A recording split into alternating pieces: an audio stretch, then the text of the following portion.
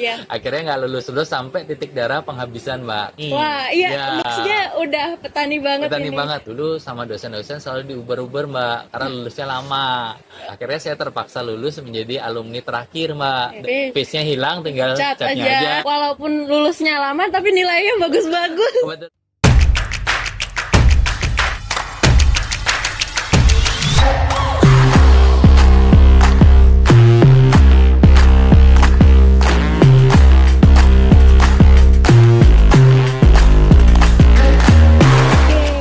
Assalamualaikum warahmatullahi wabarakatuh. Selamat datang di podcast kita kali ini. Saya Belinda Astari sebagai pembawa acara sekaligus moderator dalam diskusi hari ini. Pada kesempatan yang sangat istimewa ini, kita akan membahas topik yang sangat relevan bagi para praktisi aquaculture, yaitu bisnis aquaculture dan bagaimana cara mengkomersialisasikan produk aquaculture itu sendiri. Dan hari ini kita beruntung banget nih dapat menghadirkan seorang narasumber yang sangat berpengalaman dalam bidang ini. Kita mengundang Bapak Agus dari Batu Farm Adventure. Beliau adalah Chief Operating Manager. Ya, Betul, Pak. ya. Iya, dari PT Ikan Bangun Indonesia atau IWAKE. Betul. Oke. Yang mengatur produksi ikan sehat dan enak serta mengembangkan pola produksi ikan dengan model kemitraan. Betul. Boleh. Boleh Bapak, terima kasih sudah bergabung bersama kami. Bagaimana kabarnya Bapak? Baik, Mbak. Baik, Terima kasih sudah alhamdulillah. datang ke PAM. Iya, terima kasih Mohon sudah maaf mengundang. tampilannya celana pendek karena biar diwawancarainya sebagai petani. Wah, iya, Ya. maksudnya udah petani banget Petani ini. banget. Kalau rapi ntar nggak dipercaya kan. Betul. Ya, lokasi Batu Farm nyaman Pak dan sangat budidaya banget nih. Saya terinspirasi untuk budidayanya meningkat berada di sini. Nah, namun sebelum kita masuk ke diskusi utama nih Bapak, mungkin Bapak Agus bisa berbagi sedikit tentang karir Bapak, mungkin dari awal hingga saat ini. Oke, jadi Silakan. teman-teman, saya dari Denpasar, Bali, Iya, sama kayak Mbak Belinda, Iya. lahir Bali ya. sama-sama dari Bali nih Pak. Iya. Jadi saya angkatan 41 rekan-rekan, jadi masuk IPB tahun 2004. Jadi saya lulus 12 semester. Jadi kalau dulu sama dosen-dosen selalu diuber-uber Mbak, karena lulusnya lama.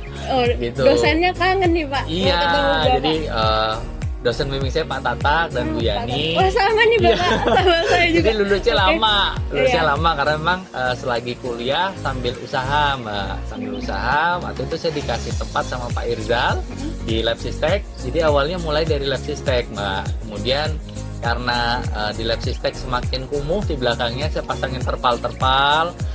Akhirnya diperbolehkan pakai lab bawah, Iya. lab yang di bawah sama Pak Deddy Jusadi. Jadi mulailah di sana untuk berbudidaya. Itu Jadi Bapak penelitian ya? enggak jualan. Oh, jualan. Jualan. Oh, Jadi saya jualan. Udah dari mahasiswa udah bisnisnya udah mulai nih. Udah, jadi Oke. kebetulan dari tingkat 1 itu saya jualan di kampus sudah mulai jualan Mbak, dimodalin teman, jadi jualannya macam-macam. Awalnya 3 tahun pertama jualan di luar perikanan, jadi jualannya ember, peralatan sehari-hari. Saya punya toko di Babakan Raya, toko toko ikan. kelontong, Oh, kelontong. toko Oh, ember. berarti bukan budidaya. Bukan. Oh. Kemudian jualan elektronik, jualan kalkulator. Setiap mata kuliah statistika saya ngiderin brosur Mbak. Oh, berarti kelontong juga budidaya Elektronik. ikan juga ya, Pak? Budidaya ikan enggak Oh, awalnya. yang di kolam? Nah itu tahun ke semester Selanjutnya. 7. Oh, Semester iya. 7 karena posisinya saya mikir udah mau lulus, Mm-mm. kok masih jualan ikan, jualannya bukan ikan. Iya. Nah kebetulan usaha lamanya ada masalah karena pindah tempat ternyata malah sepi. Akhirnya ya udah saya pikir fokus di budidaya ikan. Nah ternyata setelah masuk ke ikan, berlanjut budidaya, ya udah difokusin memang ke ikan. Waktu itu memang awalnya pemenihan patin, banyak dibantu oleh kakak-kakak 39, BTP 39. Akhirnya di sana ngikut dengan teman-teman BTP 39 budidaya patin tuh. Nah sampai akhirnya saya banyak ngirim distribusi benih patin ke daerah. Jadi dulu kirim ke Palembang, kirim ke Lampung, kirim ke Kalimantan. Berarti awal mulanya Bapak ini ikan patin dulu nih Pak? Paling banyak ikan patin. Oh, ikan patin. Paling banyak ikan Oh, tapi patin. selain patin Semua juga? jenis, Oh, Mbak. semua Tapi kan namanya kita dagang, ada orang minta nila, kita kirim nila, ada Oke. orang minta bawal, kirim bawal, minta ikan hias, kirim ikan hias, palu Semua gada lah, ada, ya. palu gada, oke. Hanya jenis yang paling banyak itu patin. Waktu itu saya kirim ke Kalimantan itu mungkin hampir 2-3 hari sekali. Jadi pengiriman hampir rutin lah Mbak. 1 bulan bisa 1 juta sampai 2 juta ekor. Jadi itu semester 7 kuliah sampai saya lulus Mbak, 2007 sampai 2011. Jadi emang periodenya panjang ya budaya jualan, tapi akhirnya stop memang di 2011 karena mobil transportasi saya nabrak tronton, Wah, supirnya meninggal dunia. final ya. Ya akhirnya Ada stop. kejadian ya Pak? Betul. Dan kebetulan waktu itu orang tua saya, mama saya sakit kanker, saya pulang Bali Mbak. Karena namanya orang tua kan pengen bareng anak tuh, udah telepon pulang. Ya udah Itu pulang. Bapak statusnya masih mahasiswa? Sudah lulus Oh, sudah semester lulus. 12. Jadi saya akhirnya tahun 2010 lulus, Mbak, tapi akhirnya sampai setahun setelah lulus masih usaha. Oh, tapi di Ikan. situ Bapak karena ada pengalaman pas jadi mahasiswa, ada link-link. Ada Sebenarnya enggak, saya tuh jalan. sengaja lulus lama teman-teman karena tadi waktu itu SPP-nya hanya 600.000 Oh, satu waktu semester. dulu. Wah. Kemudian bisa pakai lab bawah, Bawah untuk ya kan? usaha. Listrik nggak bayar, ada Iya. satpamnya, kosan nggak Dijaga bayar, juga. dijaga. Di mana lagi dapat 600.000 satu semester, Iya, Mbak? dan bisa melakukan usaha. Betul, Wah, itu akhirnya ya memanfaatkan. Memanfaatkan. banget. Iya. Akhirnya nggak lulus sampai titik darah penghabisan, Mbak. Kebetulan saya itu dulu jurusannya teknologi manajemen aquaculture. Iya. Kemudian berubah jadi teknologi manajemen perikanan Budidaya, budidaya. Jadi iya, ganti ganti. prodi, kaprodinya pun berbeda. Nah, akhirnya kaprodi TMA-nya waktu itu, Gus kapan lulus ya? Kalau nggak lulus nggak pensiun nih. Jadi teror para dosen nih Mbak. Karena Pak, nyangkut sendiri satu Iya. gitu. Iya. Akhirnya saya terpaksa lulus menjadi alumni terakhir Mbak dari jurusan teknologi manajemen aquaculture Iya. gitu. Tapi dari cerita-cerita dosen yang membimbing Bapak ini, Pak Agus ini menginspirasi, tapi dia jarang lulus tapi ada usaha melakukan kegiatan memanfaatkan gitu. Iya, karena emang terpaksa Usahanya. sih awalnya gitu. Terpaksa. Dan emang kalau saya kan ikan senang dari kecil Mbak. Iya. Jadi dari saya SD itu sudah suka ikan. Memang saya jarang kuliah Mbak. Dulu kalau di kampus saya selalu dibantu Pak Marianta. Iya. Tiap kali akhir semester itu Gus ngadep dosen. Soalnya mesti ngurus suratnya karena lebih dari 20% jatah absen. Iya. Akhirnya ngadep dosen, kemudian dikasih tugas tambahan untuk menyelesaikan absen. Akhirnya tadi bisa lanjut Mbak. Tapi jangan salah loh, Pak Agus walaupun lulusnya lama tapi nilainya bagus-bagus. Kebetulan tadi Iya. IPK-nya waktu Beda. itu baik. Saya lulus IPK Luar biasa. 3,72. Wah, gede itu, Pak. Bagus. Iya. Meskipun lulusnya tadi terakhir. Iya, Ya. karena itu memanfaatkan kegiatan ya Pak, Betul. kegiatan sebagai mahasiswa. Karena Betul. kalau sebagai mahasiswa kita peluangnya lebih banyak, Lebih banyak. untuk mengakses. Betul. Habis itu 2011 saya malah nggak kerja di ikan Mbak. Dulu tuh saya ingat banget saya ngeledek teman-teman tuh. Masa lulusan budidaya nggak kerja di ikan? Nah, Oh, itu ternyata diledekin. saya ngeledekin Oh, orang ngeledekin. karena merasa namanya anak baru lulus kan sok pamer ya. Nih gua Iya. nih sekolah kerja di perikanan. Iya. Teman-teman ketua BEM saya ledekin gitu kan. Iya. Mas ketua BEM perikanan nggak kerja di perikanan Waduh. gitu kan. Iya. Tapi ternyata 2011 namanya saya kena musibah tadi. Justru saya 2011 sampai 2017 Mbak tidak kerja di perikanan. 6 tahun saya ngurusinnya mulai salon kecantikan.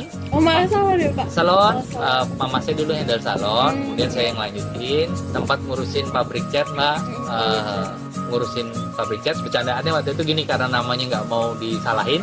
Dulu kan saya ngerjainnya patin. Patin Ya. itu bahasa Inggrisnya kan cat piece. Catfish. Piece-nya hilang tinggal Cat catnya aja. aja. Berarti masih Catnya nyambung. aja, iya, masih Kemudian nyambung. salon kecantikan kan Mbak, kan di dalam kecantikan itu ada ikannya. Iya. Berarti masih nyambung.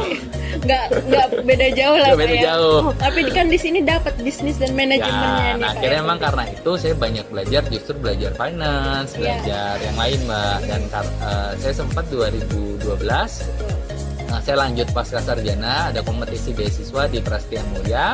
Saya ikut kompetisi dan akhirnya terpilih menjadi 2 besar Mbak, 3 besar, 3 besarnya dapat beasiswa full. Jadi saya beasiswa di Prastia Mulia, belajarnya marketing, belajarnya manajemen. Terus lanjut hingga membuka bisnis.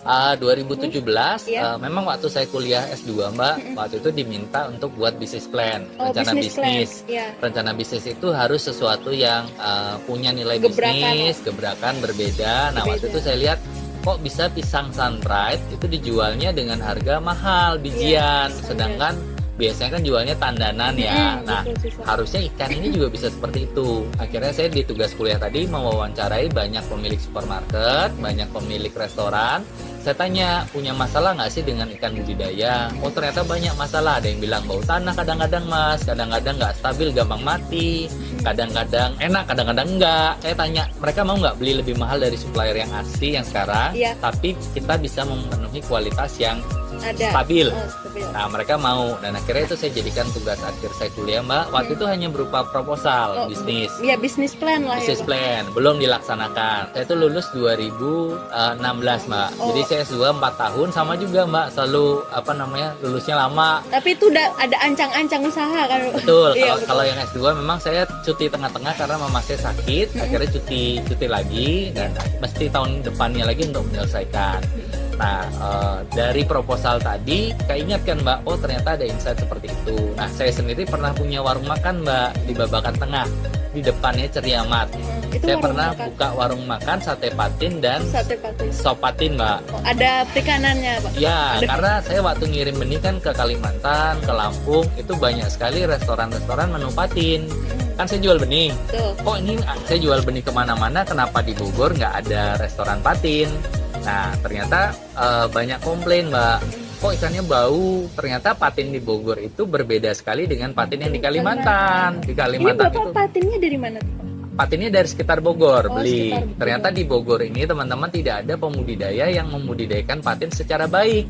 Kenapa? Harganya di bawah HPP. Jadi harga produksi patin kalau hari ini Mbak itu 15.000 kira-kira. Harga jual di Sumatera, di Jawa Timur itu 18.000, 19.000. Jauh ya. Di Bogor harga patin itu 13.000. Wah, jauh banget. Jauh banget. Jadi nggak masuk yang kita mau niat budidaya baik, jadi nggak laku, nggak masuk. Apalagi kalau kita mau kirim harganya beda kan, jauh nanti banget. Mahal di transport. Nah akhirnya tadi itu yang akhirnya nempel ke saya. Saya tutup warung makan saya tadi Mbak, nggak nyampe 1 bulan Mbak, tutup diganti toko ikan hias. Toko ikan hiasnya namanya Toko Ikanku. Waktu itu bareng dengan Mas Fauzan BDP 38. Setelah berjalan, jadi itu lama. Kalau Toko Ikanku mungkin sampai BDP angkatan 50 sekian masih lihat ada. Pak Fauzan alumni BDP. Ya. Nah, akhirnya tadi kenangan nutup warung makan tadi nempel di saya Mbak. Oh ternyata restoran itu butuh loh supplier bahan baku yang stabil. Betul. Nah 2017 akhirnya saya ketika teman saya nanya, Gus mau usaha apa, tak modalin gitu kan. Aku mau usaha asalkan ikan ini nih, aku pengen punya ikan yang berbranding. Nah akhirnya dia oke. Nah awalnya berjalan kita bina petani Mbak. Ternyata petaninya pada gak untung Mas, untungan pakai limbah. Padahal saya beli harga 18.000 Mbak. Padahal dengan limbah itu kan tidak sesuai dengan ya nggak bagus lah budidaya ikan yang baik. Nah akhirnya dari situ saya mikir udah berjalan, mereka beli dengan harga 18.000 komplain. Padahal di waktu itu di Tulungagung harga 16.000 bilang untung. Saya kan ya udahlah saya beda jauh padahal karena nggak sesuai. Awalnya saya maunya fokus di pasar saja Mbak. Saya dealkan pasar, petani budidaya, saya ambil jual gitu beres. Ternyata petaninya tidak ada yang mumpuni. Nah akhirnya dari situlah saya putusin untuk ya udah saya aja jadi petani. Karena tidak ada petani yang mau ngikutin standarnya. Nah dari sana akhirnya kita masuk ke modern market, mulai masuk ke Ion, mulai masuk ke Berarti Bapak mulai membuat standar itu sendiri. Ya, standar kita buatlah kolam yang proper, yang bersih. Standar-standar itu apa aja Pak yang disiapkan? Kalau di Iwake kita satu bebas antibiotik Mbak. Jadi kami tidak menggunakan antibiotik untuk keseluruhan siklus budidaya. Jadi kalau udah sakit ya udah pasrah aja. Jadi pakainya antibiotik alami, entah bawang putih, entah kunyit, entah meniran, entah paci-paci. Tapi kita nggak pakai tetracycline, nggak pakai enro. Antibiotik pabrikan. Alternatif Betul, terakhir itu, Pak. terakhir. Kita nggak pakai, Oh, jadi nggak. mendingan mati. Oh, nggak usah. Nggak usah, Mending mati. mati. Terus ikan yang mati itu diapakan? Kalau dulu kita kubur, Mbak. Oke. Kalau sekarang kita ikan yang mati kita buat monster fish. Kita pelihara ke ikan yang monster, Heeh. ikan monster makan, kita buat lomba mancing di sana, Mbak. Itu yang ikan mati. Ya. Oh, jadi tidak terbuang. nggak kebuang, tetap ujungnya apa ya, bisa termanfaatkan secara keseluruhan. Nah, itulah akhirnya tahun 2017 sampai hari ini, sampai 2021 kita masuk modern market. 2021 kena COVID. Ih, Dari omset yang modern market, salah satu resto besar saja, dan Mbak, turun juga. itu dari 1 miliar sebulan lebih Iya. omset, cuma 50 juta drop. Drop banget Nah, itu, Pak. akhirnya kita ganti Karena komoditas tidak dari patin jadi lele, Iya. dari gurame jadi nila, Mbak, supaya putarannya cepet. Iya. Nah, dan sistem budidaya kita dulunya sistem gajian, Mbak. Mm-mm. Akhirnya kita ubah jadi bagi hasil dengan yang rawang. Ya, ngomong-ngomong tentang sistem budidaya nih, Pak. Bapak pernah menggunakan sistem apa aja untuk budidaya ini? Kalau budidaya, kalau secara sistem sih sebenarnya yang udah dicoba, Mbak. Iya. Semua yang bisa dicoba sudah dicoba. Oh, udah dicoba. Oh iya. Tadi semua usaha udah dicoba juga. Coba, jadi- Sistem juga udah dicoba nih, Pak. Kalau orang bilang resiko budidaya apa, saya udah pernah, mungkin hampir sebagian besar pernah ngalamin, Mbak. Pantang menyerah nih, Bapak. Ya, kalau mati ikan, kita pernah mati ikan 3 ton dalam semalam. Wah. Kubur ikan pakai eskavator. Itu kenapa, Pak? Ah, Listrik. Kincirnya bermasalah, Mbak. Oh. Jadi listrik nyala, Iya. tapi kincirnya ada yang konslet. konslet. Waduh. Jadi kita ngerjain mulai ekstensif di Tarakan, itu budidayanya 1 petak 20 hektar, Mbak. Oh, Kemudian di di Karawang juga kita pernah budidaya nila ekstensif, sepetaknya 5.000 meter nila. Kemudian intensif kita pernah bioflok, pernah arus kolam running water Iya, Randy. yang per meter kubiknya 75 kilo. Sampai kalau sekarang sih akhirnya kita milih yang secara bisnis paling agak-agak aman gitu, karena kan semakin tinggi padatnya tentu kan resiko bisnis semakin tinggi. Iya, betul. Akhirnya kita pakai kepadatan 10 kilo per kubik, jadi padatan standar lah, nggak terlalu tinggi tapi juga nggak rendah. Berarti yang sistem Bapak rekomendasikan itu apa? Sebenarnya tergantung tempat sih, Mbak. Tergantung Kalau di tempat. tempat ini memang karena listriknya terbatas, teman-teman, listriknya voltasenya masih belum stabil kemarin. Akhirnya kita nggak berani yang terlalu Padat beresiko. Tapi kalau lokasinya listriknya sudah stabil, tentu kepadatan tebar harus maksimal kan. Betul. Kalau nggak gitu nggak untung. Gitu. Jadi tergantung relatif tempat. Gitu. Iya. Kita sih selalu bilang nggak ada budidaya terbaik karena tergantung tempat dan lokasi. Semua cocok. Punya nih. plus minus, Iya, plus ya. minus. Ya, saya juga pernah ke kunjungan ke lokasi Bapak yang di Running Water. Ya. Sana karena daerahnya dataran Dataran tinggi, tinggi. terus dekat mata air Mata juga air, Pak. ya. Dan sumber airnya banyak nih. Banyak. Makanya sistem yang Running Water itu cocok. Cocok. Pak. Itu pun tapi dulu cocoknya, Mbak. Kalau sekarang karena mulai ada pencemaran, debit air mulai mengecil. Jadi harusnya sih yang ideal tetap closed system, tapi memang apa ya, disesuaikan kepadatannya dengan tingkat listrik yang ada. Kalau saya yang kita masih pengen penasaran coba namanya Inpon Raceway, itu di dalam kolam 2 hektar, ada kolam lagi kecil, jadi ada kolam di dalam kolam. Oh, kolam jalan.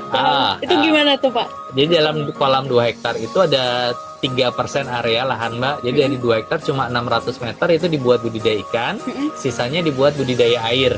Nah, saya udah ketemu dengan penemu sistemnya, Jesse Campbell, tapi memang butuh lahan yang minimal 2 hektar. Tapi untuk permodalan membangun sistem itu bagaimana? Ya, banyak orang yang punya modal sih, Mbak. Oh, banyak modal, tapi untuk intensifnya itu semakin intensif, Pak. Itu jadi tengah-tengah, Mbak. Dia sebagian besar sistemnya digunakan untuk manajemen air, hanya 600 meter buat budidaya ikan. Jadi memang jauh lebih aman dibandingkan sistem RAS ataupun sistem bioflok gitu. Oke, untuk apa ya, dari sistem yang Bapak gunakan nih, selanjutnya untuk usaha Bapak ini tentang kita kan mengenal dengan cara budidaya ikan yang baik nih, Pak. Ya. Menurut Bapak pentingnya CBIB ini gimana nih, Pak, untuk usaha? Secara prinsip, Mbak, CBIB itu harus dilakukan. Karena memang tadi kalau saya sih percaya namanya kita jualan ikan, Mbak. Ikan Betul. itu kan sumber protein ya buat masyarakat. Orang banyak bilang oke, pakai antibiotik nggak apa-apa, kan nggak ada yang korban meninggal misalkan ya. Tapi teman-teman coba hitung bareng-bareng, misalkan kami di Iwake produksi 1 bulan 10 ton. 10 ton itu yang mengkonsumsi kalau sekilo 5 berarti 50.000 ekor. Iya. Berarti yang makan adalah 50.000 orang. Nah, kalau ada 50.000 orang, anggaplah mayoritas nggak masalah. Tapi kebetulan karena ikan itu image-nya adalah makanan sehat, yang makan adalah orang yang lagi hamil besar dengan harapan anaknya sehat. Kemudian orang yang lagi sakit ginjal, orang yang lagi stroke, harapannya makan ikan supaya sehat. Karena tadi dia nggak sehat. Karena mengkonsumsi ikan kita yang ada antibiotik, 1% dari 50.000 orangnya bermasalah. Itu saja sudah 500 orang. Sudah diantisipasi dulu. Betul, itu saja sudah 500 orang yang bermasalah mengkonsumsi ikan. Dari 500 orang, 1%-nya lagi aja meninggal dunia. Waduh. Itu sudah 5 orang tiap bulan, Mbak. Iya. Padahal itu hanya 0,01% dari yang mengkonsumsi ikan di Iwake. Yang mana memang, ikannya memang bagi orang sehat nggak masalah. Tapi bagi orang sakit, itu masalah. Problem. Karena yang berbahaya itu sebenarnya residu dari antibiotik. Kemudian kayak budidaya ikan yang airnya tercemar E. coli. Iya. Bagi kita nggak masalah, tapi kalau yang mengkonsumsi bule, wah itu bisa mencret. Iya, langsung Pak. Langsung. Salmonella, E. coli, dan sebagainya. Jadi memang kita kalau mau budidaya ini sustain, kita harus mempertimbangkan banyak hal. Jangan sampai konsumen kita itu makan ikan malah mencret. Kita harus consider juga tadi, kita kan pengennya yang konsumsi ikan tuh anak-anak daya tahan tubuhnya belum baik, bisa jadi juga orang sakit teman-teman. Jadi karena itu ya tadi CBIB itu kalau saya keharusan, Mbak.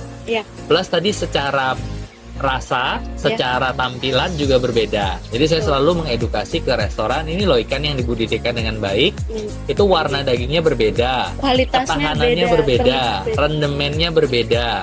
Rendemen itu dalam 1 kilo ikan, teman-teman, itu kalau ikan yang tidak dibudidayakan baik, biasanya hanya 70% yang bisa dimakan. Tapi kalau ikan dibudidayakan dengan baik, kepalanya akan kecil, kemudian dagingnya akan lebih banyak, rendemennya lebih tinggi, bisa yang terbuang paling hanya 15-17%. Lebih sedikit, dan yang dikonsumsinya lebih banyak. Sama kayak durian motong dan durian lokal. Iya. Gitu.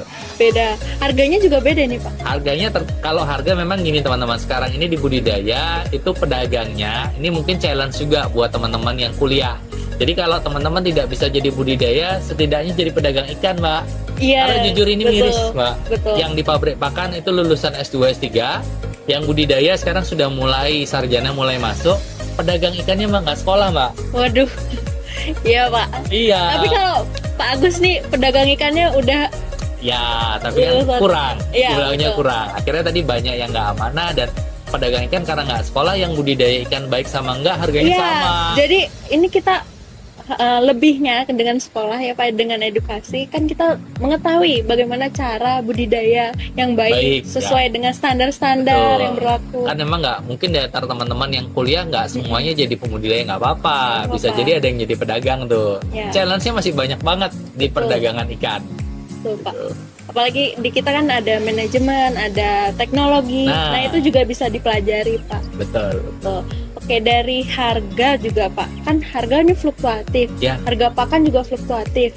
Nah, dari Pak Agus sendiri nih, bagaimana menghadapi fluktuasi tadi, Pak? Kalau harga sebenarnya nggak fluktuatif, Mbak. Kalau kita sudah punya skala budidaya yang cukup. Karena rata-rata begini, kalau petani kecil ya fluktuatif. Karena pedagang akan menghadapi saingan. Kan? Ya, kalau pedagang besar, misalkan harga pakan naik, Mbak. Saya naikin harga ikan. Kenapa kita bisa naikin? Karena kita punya volume. Kalau kita budidayanya sedikit, pedagang nggak mau ngambil. Ya udah ngambil ke yang lain aja. Tapi kalau di Iwake jumlah produksinya cukup besar, ketika mereka nggak mau beli, mereka bingung cari barang. Jadi dibanding pusing, udah mereka naikin harga ini juga. Lebih terkait dengan supply chain ya Pak? Betul, supply chain dan memang skala ekonomi. Karena teman-teman yang harus disadari, contoh misalkan satu mobil pick up, itu muat 1 ton lele. Kalau mereka hanya beli 200 kilo, ongkos kirimnya tetap sama. Iya, sama. Dengan otomatis tekor ongkos kan.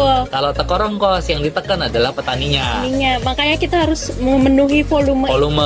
Jadi kalau skalanya nggak cukup, kalau terutama ikan konsumsi, Mbak, lebih baik sih bermitra dengan kelompok atau tadi lebih baik tidak produksi konsumsi, karena konsumsi ini butuh skala ekonomi tertentu gitu. Oke. Tadi menyinggung tentang tata niaga berarti kan Pak, dan kemitraan. Nah itu menurut Bapak bagaimana nih tips untuk membuat tata niaga yang baik dan bermitra? Berarti kan kalau bermitra kita harus dengan kondisi yang baik dan mitra yang baik itu. Nah tips dari Bapak bagaimana? Kalau saya sih gini Mbak, satu, kalau teman-teman budidaya selalu pikirkan produksinya selalu ada Mbak. Selalu ada. Jadi misalkan kapasitasnya kecil nggak apa-apa, tapi dibuat tiap minggu ada. Jadi jangan kolamnya terbatas, kemudian desainnya panennya 4 bulan sekali. Apalagi 4 bulan sekali selalu banyak. Nah, dibuat kolamnya gimana caranya biar bisa panen setiap minggu. Oh, berarti harus di schedule nih Di schedule. Kalau tidak bisa di schedule, kita akan susah jual Mbak. Karena tadi namanya market, mau itu eceran, mau itu pedagang, kontinuitas itu sangat penting. Misalkan kita mau jualan ke pecel lele, kemudian sekarang punya, kemudian ada lagi 4 bulan lagi, kan repot. Iya, jadi dia pasti mencari yang lain ya Pak ya. Betul. Jadi belum harus kalau bisa dibuat tiap minggu, tiap minggu barangnya. Oke. Gitu. Itu yang pertama. Yang kedua, tentu tadi memang kualitas ya, kualitas. Kenapa orang mau pindah? Ya tentu kalau sama aja dengan kompetitor kan nggak ada bedanya. Betul. Yang ketiga, kalau teman-teman mau masuk di budidaya, mau jualan direct Mbak, itu perlu tahu timingnya. Kapan masuk ke market, kapan mesti mesti masuk, kapan mesti karena gini. Timing yang seperti apa itu Pak? Contoh kalau misalkan kita mau jualan baju Mbak, kapan waktu paling rame? Peak seasonnya kapan jualan baju? Saat hari raya. Hari raya. Kalau kita mau jualan baju hari raya, kalau misalkan saya jualan camping ground, biasanya Sabtu Minggu rame. Sama teman-teman, di ikan juga ada peak seasonnya. Oh, ada peak season. Peak season. Kalau teman-teman lagi masuk ke market dalam kondisi low season, itu ditolak aja enggak? Oke. Betul. Nah, kalau teman-teman mau masuk ke market, itu saat supply lagi nggak ada barang atau market lagi tinggi. Biasanya supply lagi nggak ada barang. Kalau misalkan Cirata lagi upwelling, itu banyak biasa yang barang mati, kosong. banyak kematian yang Bapak masuk nih. Jadi kita harus selalu ada nih Pak. Betul. Atau lagi kondisi demand-nya lagi tinggi Mbak. Biasanya saat lebaran. Lebaran itu permintaan restoran bisa sangat tinggi, bisa 3-4 kali lipat. Supplier lamanya biasanya tidak bisa memenuhi. Biasanya mereka cari supplier kedua. Nah, itulah waktunya kita masuk. Kita masuk. Oke. Oh, Bapak mensuplai apa tuh Pak? Kalau dulu kita masuk semua modern market, Mbak. Tapi kalau sekarang kan di Batu hanya jual ke pedagang ya. Berarti untuk konsumsi ya Pak? Ya. Di sini grow out berarti? Ya, pembesaran. Pembesaran. Okay. Sama benih juga, kalau teman-teman mau jadi supplier benih, harus tahu kapan benih itu langka. Iya. Jadi kalau dulu saya masuk Patin, saya jualan benih itu start ketika supply benih nggak ada Mbak, waktu musim kemarau. Itu pedagang lain tidak punya benih, saya punya benih. Dengan cara saya kontrak larva dari balai. Berarti dengan beli ada ikatan. Nah, kayak gitulah kurang lebih. Jadi kita harus tahu kapan mesti masuk ke market. Karena dalam setahun bisa jadi momennya cuma ada 1 bulan gitu. Bagaimana cara kita buat ikatan itu Pak? Ini membahas ke mitra ya Pak? Ujungnya harus win-win sih Mbak. Win-win, Kalau kita tidak bisa memberikan manfaat buat mitranya, ya tentu nggak akan menarik ikatannya kan. Jadi selalu di awal sih namanya hubungan kerjasama harus ada win-winnya. Win-win solution. Win-win Jadi solution. Ini menguntungkan, ini menguntungkan kedua belah pihak. Betul. Entah harganya lebih tinggi, atau kepastian penjualan, atau kemudahan pembayaran, atau bantuan pakan dan sebagainya. Yang pasti kalau tidak ada win-win, ya tentu nggak bisa ada kerjasama. Betul. Untuk kemitraan Pak, apa saja kira-kira yang dipersiapkan gitu Pak? Kalau paling sulit sih mencari mitranya Mbak ya. Mencari mitra yang amanah itu paling sulit. Oh, gimana nih Pak? Apakah ada? Kalau saya di budidaya sih Mbak, kita belajar mulai psikologi ya Mbak ya. Jadi kita dulu cek aja umum, kalau sekarang mulai seleksi based on psikotes. Itu biasanya kita lakukan. Kalau yang lain sih biasanya kita lihat pekerjaan sebelumnya, latar belakang itu standar. Psikotes yang seperti apa nih Pak? Gini, kalau dari saya biasanya yang paling berpengaruh itu teman-teman dari kecocokan pekerjaan, itu bukan pendidikan Mbak. Oh, bukan. Saya pernah coba lulusan S1, S2, D3, SMK Perikanan, sama aja. Dikasih kolam kosong, pelihara ikan, tingkat berhasilnya kalau ambil acak itu 50% berhasil, 50% gagal Mbak.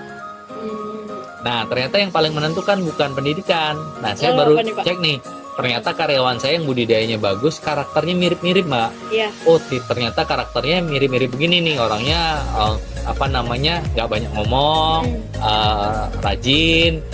Ternyata tipe ini hasilnya paling bagus. Nah, akhirnya saya lakukan psikotes dan hasilnya saya cari orang lain yang punya karakter mirip dia. Gitu. Nah, ternyata secara jurnal juga sama Mbak. Orang itu baru maksimal di pekerjaan bukan karena pengetahuan, tapi kecocokan karakter dengan bidang pekerjaan. Misalkan kalau orangnya suka ketemu, mau jadi dosen tapi tidak suka ketemu orang, tentu kan nggak bisa, susah. Karena namanya dosen harus komunikatif. Itu contohnya. Kemudian kalau mau budidaya ikan, salah satu karakter yang penting adalah stabil, mau melakukan hal yang sama berulang-ulang. Karena kerjaannya kan ngasih makan ikan, cuci kolam, itu berulang-ulangan. Nah, kurang lebih seperti itu. Tapi kan di situ ada, berarti Bapak juga melatih ya Pak? Melatih, tapi tetap bawaan, karakter bawaan itu yang paling berpengaruh kalau di kami. Oke. Selanjutnya Pak, saya ingin bertanya tentang kolaborasi nih Pak. Ya. Mungkin bagaimana sih menurut Bapak tentang kolaborasi baik dari pemerintah, swasta, dan juga dari pendidikan, penelitian. Nah, itu bagaimana menurut Bapak untuk kolaborasi? Harusnya memang sangat-sangat pentingnya zamannya. Kolaborasi. Penting banget teman-teman. Jadi zaman sekarang tuh zamannya kolaborasi. Harusnya dunia usaha itu akan jauh-jauh sangat berkembang kalau bisa kolaborasi dengan kampus dalam berbagai macam hal ya, mulai penelitiannya, kemudian mulai pengadaan SDM. Dari kampus pun akan terbantu mulai dapat problem, karena kan kampus penelitian akan jauh lebih berdampak kalau problemnya itu real kan Mbak. Jadi itu sih yang harapannya bisa kolaborasi dengan banyak pihak. Nah, di kami memang kolaborasi dengan banyak sekali pihak sehingga bisa maksimal. SDM apa yang diperlukan nih Pak untuk swasta gitu? Kalau dari kampus? Iya, dari kampus. Kampus mungkin lebih ke arah supervisi. Jadi kalau dari kampus mungkin bukan feeder ya, bukan pemberi makan ikan, tapi lebih ke kemampuan supervisi, kemampuan analisa, kemampuan melakukan pengembangan. Itu lebih ke sana sih. Oke, ini kita sekaligus ini terakhir Pak. Ya. Bagaimana motivasi Bapak untuk pengusaha muda? Pengusaha muda why not gitu kan Pak ya. Nah, ya menurut Bapak bagaimana nih Pak motivasi Bapak? Ya, untuk teman-teman semua. Agak semua orang menjalani hidupnya pengusaha sih Mbak. Ya. Memang karena level Singapura aja pengusaha mungkin di 7%, 8%, tetap kan mayoritas ada yang bekerja, ada yang jadi praktisi, ada yang jadi akademisi. Kalau saya sebenarnya tidak ada pilihan hidup itu yang yang paling bagus gitu. Tapi kalau saya disesuaikan dengan kesenangannya, dengan psikologinya juga, karakternya. Jadi tapi kalau teman-teman yang mau berwirausaha akan jauh lebih baik kalau mulainya dari muda. Mbak. Harus dari muda nih. Ya, karena kita kan punya jatah salah ya Mbak. Ya. Kalau namanya budidaya itu kan mentok-mentok segala macam. Dan biasanya kalau dari muda kita akan jauh lebih mudah untuk menerima kegagalan. Gitu. Kalau saya juga ngebayang kalau saya yang dulu belum tentu kuat gitu. Dari kegagalan kita melakukan penyempurnaan. Ya, karena tadi cerita saya kan dari saya gagal buka restoran warung makan, justru dari situlah ide dari menjalankan Iwake saat ini. Iya. Baik Bapak, terima kasih Bapak. Kita sudah di penghujung acara podcast kali ini. Diskusi yang kita lakukan tadi sangatlah luar biasa dan mendalam dan penuh dengan wawasan, khususnya di aquaculture ini, terutama terkait bisnis aquaculture dan bagaimana mengkomersialisasikan produk aquaculture kita sendiri. Terima kasih juga untuk undangan ke lokasi Bapak, ini luar biasa sekali. Untuk para pendengar, jangan lupa untuk stay tune atau follow up podcast kita selanjutnya. Dan terima kasih, sampai jumpa. Wassalamualaikum warahmatullahi wabarakatuh.